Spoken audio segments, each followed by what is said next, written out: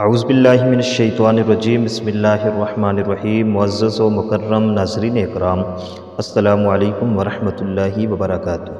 معزز ناظرین، امید ہے کہ آپ سب خیر و عافیت سے ہوں گے۔ آج کی ویڈیو میں آپ کے ساتھ 3 سنت وظائف شیئر کرنے جا رہا ہوں۔ آج جو وظائف میں آپ کے ساتھ شیئر کرنے جا رہا ہوں یہ کوئی عام وظائف نہیں ہیں، یہ وہ وظائف ہیں جو سنت وظائف ہیں، یعنی ان وظائف کو نبی کریم صلی اللہ علیہ وسلم نے خود بھی کیا اور ان وظائف کو کرنے کی تاکید بھی کی۔ یعنی جب آپ کسی پریشانی میں ہوں، کسی مشکل میں پھنس گئے ہوں، کسی مشکلات میں ہوں، تو پھر آپ کو ان 3 وظائف کو یا ان وظائف میں سے کسی ایک وظیفے کو کرنے کی تاکید کی گئی ہے، کیونکہ یہ جو وظائف ہم آپ کے ساتھ شیئر کرنے جا رہے ہیں یہ بہت ہی عمدہ وظائف ہیں، اپنے اندر بے انتہا خاصیت رکھنے والے وظائف ہیں۔ یاد رکھیں، جب آپ ان وظائف کو کریں گے تو گویا آپ سنت پر عمل کر رہے ہیں، اور سنت پر عمل کرنے میں خیر ہے، سنت پر عمل کرنے میں بھلائی ہے، سنت پر عمل کرنے میں اچھائی ہے۔ جب آپ وظائف بھی کریں گے اور سنت کے مطابق کریں گے تو ان وظائف کے اندر جو خیر اور برکت ہوگی وہ بے انتہا ہوگی۔ اس لیے سنت وظائف میں سے جو پہلا وظیفہ آپ کے گوش گزار کرنے لگا ہوں وہ ہے دعائے یونس۔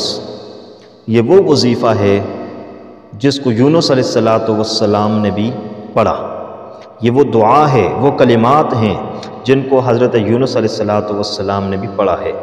یونس علیہ السلام جب مچھلی کے پیٹ کے اندر تھے تو مچھلی کے پیٹ کے اندر 40 دن تک ان کلمات کو پڑھتے رہے، اور پھر یہ کلمات وہ کلمات ہیں کہ یونس علیہ السلام کو ان کلمات کو سکھانے والا رب تعالیٰ خود ہے، یعنی اللہ نے یونس علیہ السلام کے دل کے اندر ان کلمات کو القاء کیا، تو یونس علیہ السلام نے ان کلمات کو پڑھتے ہوئے اللہ سے معافی مانگی۔ تو یونس علیہ السلام جب مچھلی کے پیٹ کے اندر پھنس گئے تو انہوں نے اللہ سے ان کلمات کے ساتھ دعا مانگی، اللہ نے 40 دنوں کے بعد ان کو مچھلی کے پیٹ سے باہر نکال دیا۔ قرآن کے اندر یہ بات آتی ہے کہ یونس علیہ السلام اگر ان کلمات کے ساتھ اللہ کو نہ پکارتے تو قیامت تک مچھلی کے پیٹ میں رہتے، باہر نہ نکل سکتے۔ تو ان کلمات کی برکت سے اللہ تبارک و تعالیٰ نے یونس علیہ السلام کو مچھلی کے پیٹ سے باہر نکالا۔ تو یہ کیا ہی عمدہ کلمات ہیں، کیا ہی عمدہ دعا ہے۔ تو ہم میں سے بھی کوئی آدمی اگر کسی مشکل میں پھنس جائے، کسی پریشانی میں پھنس جائے، کسی مسئلے میں پھنس جائے، کوئی کام اٹک جائے تو اس کو چاہیے وہ ان کلمات کو ضرور پڑھے، اور جب ان کلمات کو پڑھے گا تو ان کلمات کی مدد سے اور ان کلمات کی برکت اور وسیلے سے رب تعالیٰ اس کی مشکلات کو آسان فرما دیں گے، اس کے مصائب کو دور فرما دیں گے، اس کی پریشانیوں کو حل فرما دیں گے اور اس کے لیے نجات کا راستہ نکالیں گے۔ وہ کلمات کیا ہیں؟ سنیے گا۔ لا الہ الا انت سبحانک انی کنت من الظالمین۔ لا الہ الا انت سبحانک انی کنت من الظالمین۔ یہ کلمات ہیں، ان کا ترجمہ کیا ہے؟ لا الہ الا انت، اے اللہ تیرے سوا کوئی معبود نہیں ہے، سبحانک تو پاک ہے، انی کنت من الظالمین، بے شک میں ہی ظالمین میں سے ہوں۔ یونس علیہ السلام نے مچھلی کے پیٹ کے اندر سے رب کو پکارا کہ یا الہ العالمین، تیرے سوا کوئی معبود نہیں، تو یکتا ہے، تیرے سوا کوئی مشکل کشا، کوئی حاجت روا، کوئی خالق، کوئی مالک نہیں ہے، تو پاک ہے، ہر عیب سے پاک ہے، ہر نقص سے پاک ہے، بے شک میں ہی ظالمین میں سے ہوں۔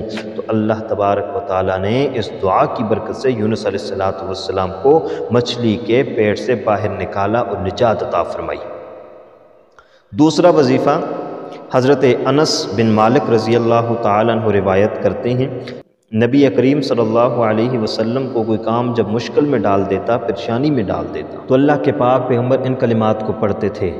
یا حیو یا قیوم برحمتک استغیث، یا حیو یا قیوم برحمتک استغیث، ایک زندہ رہنے والے اور قائم رہنے والے، برحمتک استغیث، تیری رحمت کے ذریعے سے ہم تجھ سے مدد طلب کرتے ہیں۔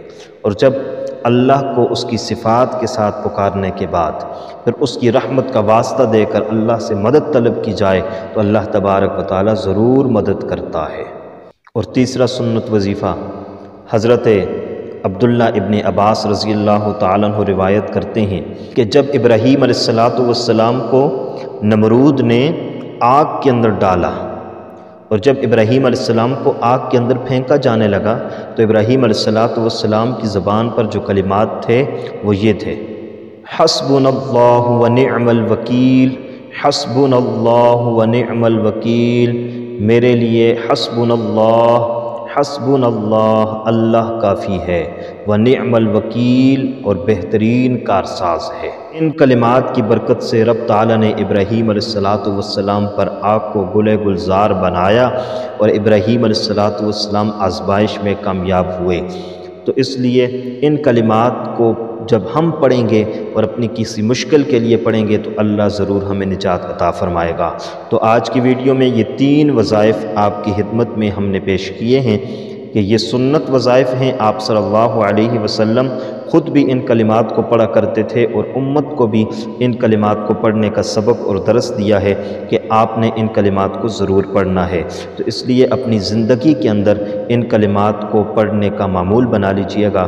انشاءاللہ ان کلمات کو پڑھنے سے آپ کی زندگی کے اندر جو برکتیں آئیں گی، جو رونق آئے گی، اس کو دیکھ کر آپ خود بھی حیران رہ جائیں گے۔